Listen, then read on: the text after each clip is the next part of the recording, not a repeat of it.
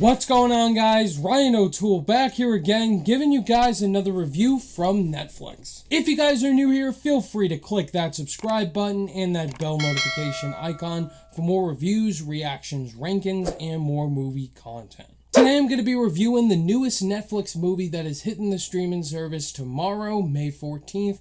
Today I'm talking about The Woman in the Window, based on the novel by A.J. Finn. Directed by Joe Wright, who brought us The Darkest Hour back in 2017 with Gary Oldman's scary Winston Churchill transformation.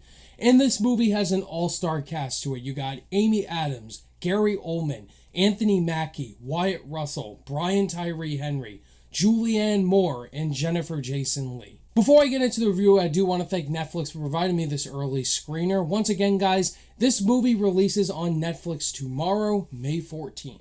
An agoraphobic woman living alone in New York begins spying on her new neighbors, only to witness a disturbing act of violence. Where do I begin with the production hell that this movie went through? So, The Woman in the Window, it is based on a novel. This movie was originally supposed to come out last year because of COVID. They canceled the theatrical release entirely. And 20th Century Studios, aka Disney, sold this film to Netflix. And so now it got a release this year. And I'm going to be 100% honest with you guys. I literally knew nothing about this movie going in. The only thing I knew about this movie was that it was coming out this month. It has an all-star cast to it. I love all of these actors in this cast. So what could go wrong?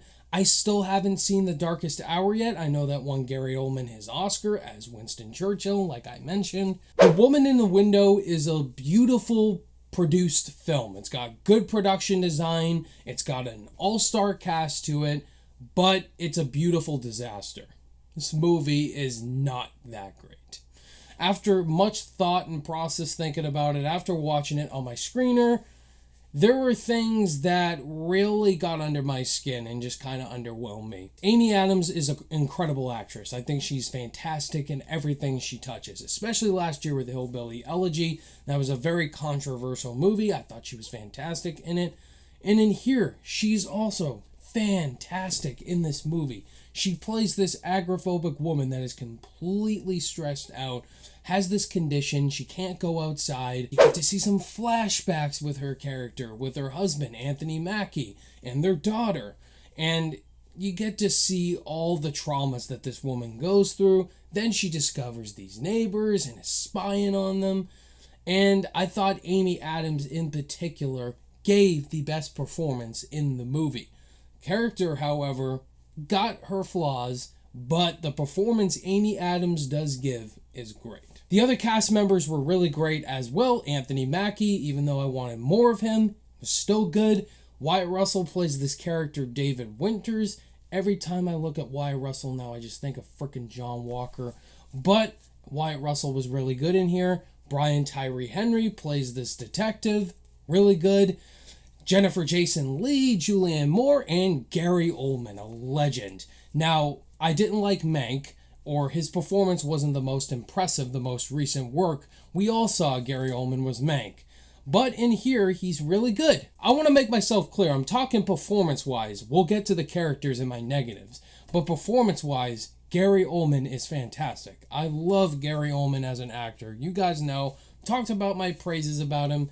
He's really good acting-wise. All the actors in this movie do their roles to the best of their ability. Also got to talk about the cinematography too. Looks really nice. A lot of nighttime shot sequences that looked really great, especially with scenes with Amy Adams being stuck in her house and just walking around her house. The way it's edited, the way it's shot. The characters were a mess. There's not one character I liked in this movie. All full of unlikable characters in here. Amy Adams' character is very unlikable.